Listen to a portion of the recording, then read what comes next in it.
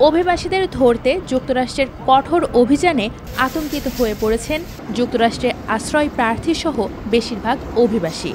দুশ্চিন্তায় আছেন বাংলাদেশিরাও। এ পর্যন্ত নিউ ইয়র্ক থেকে 4 জন বাংলাদেশিকে গ্রেপ্তার করা হয়েছে।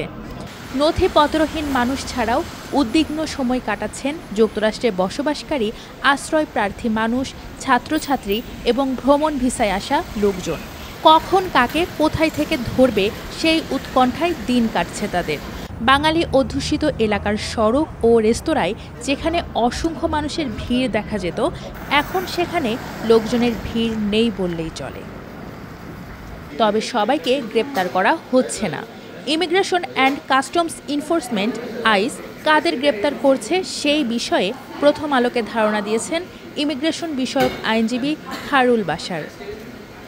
যারা অবৈধভাবে বর্ডার দিয়ে southern border and Northern border দিয়ে আমেরিকায় আসছে তাদের জন্য, এবং যারা ক্রিমিনাল অ্যান্ড আনডকুমেন্টেড, মানে যাদের কোনো ডকুমেন্ট নাই, ইমিগ্রেন্ট বর্ডার দিয়ে আসার পরে বিভিন্ন ক্রাইমের সাথে যারা জড়িত, তাদের প্রথম টার্গেট।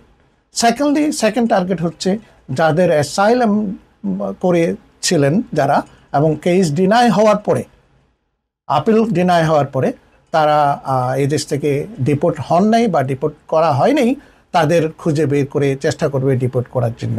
এবং যাদের অ্যারেস্ট করা হবে এবং এদের কোনো বেইল হবে না, ইটস এ ম্যান্ডেটরি ডিটেনশন, পরে ওদের ডিপোর্ট করা হবে।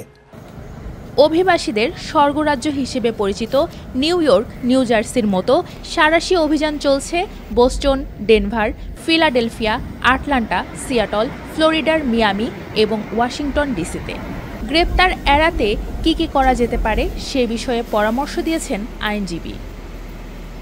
ফার্স্ট অফ অল, আমি তো বলেছি দরজা খোলার দরকার নেই। যদি আইস আসে বাসায় কোনো সময়, আপনি বলবেন আমি লয়ারের সাথে কথা বলবো। এবং সেকেন্ডলি, আপনার কোনো সময় পুলিশ আপনাকে অ্যারেস্ট করবে না ইমিগ্রেশন ভায়োলেশনের জন্য, যদি নিউ ইয়র্কে হয়। আর সেকেন্ডলি, যারা কাজ করেন এবং কোনো কাগজপত্র নেই বা বৈধ কোনো কাগজপত্র নেই, তাদের অবশ্যই সাবধানতা অবলম্বন করতে হবে। কারণ যারা অনেক সময় দেখবেন ওয়ার্ক প্লেসে আইস গিয়ে হাজির, কর্মচারীদের আইডি দেখতে চাইবে। সুতরাং আপনারা আইডি রাখবেন সাথে। আপনার যদি ওয়ার্ক পারমিট থাকে, আপনার যদি অ্যাসাইলাম পেন্ডিং থাকে, কাগজ থাকবে, রিসিপ্ট নোটিস, এগুলো রাখবেন। তাহলে আপনার কোনো ভয়ের কোনো কারণ নেই। আর স্টুডেন্টরা যারা আছে, স্পেশালি যারা স্কুলে যান, স্টুডেন্ট আইডি এবং I-20 কপি সাথে রাখবেন। প্লাস আপনার যে কোর্স রেজিস্টার করছেন, এই কোর্সের কপিগুলো সাথে রাখবেন। নিউ ইয়র্কের বিভিন্ন মানবাধিকার সংস্থা এবং স্বেচ্ছাসেবী প্রতিষ্ঠান নথিপত্রহীন মানুষদের জন্য কাজ করছে। ন্যাশনাল ইমিগ্রেশন ল সেন্টার তাদের বিভিন্ন ওয়েবসাইটে পরামর্শ দিয়ে বলেছেন, পরিচয়পত্রের সঙ্গে পরিবার অথবা বন্ধুবান্ধবের নাম্বার নিজের কাছে সংরক্ষণ রাখতে হবে, যেন গ্রেপ্তার হলে তাদেরকে জানানো যায়। অভিষেকের 3 দিনের মধ্যেই এমন কঠোর অবস্থানে গেছেন যুক্তরাষ্ট্রের প্রেসিডেন্ট ডোনাল্ড ট্রাম্প। সারা দেশে ফেডারেল ল এনফোর্সমেন্ট এবং ইমিগ্রেশন অ্যান্ড কাস্টমস এনফোর্সমেন্ট সাঁড়াশি অভিযান চালাচ্ছে। গ্রেপ্তারকৃতদের নিজ নিজ দেশে ফেরত পাঠানোর জন্য প্রস্তুত করেছে বিশেষ ফ্লাইটের।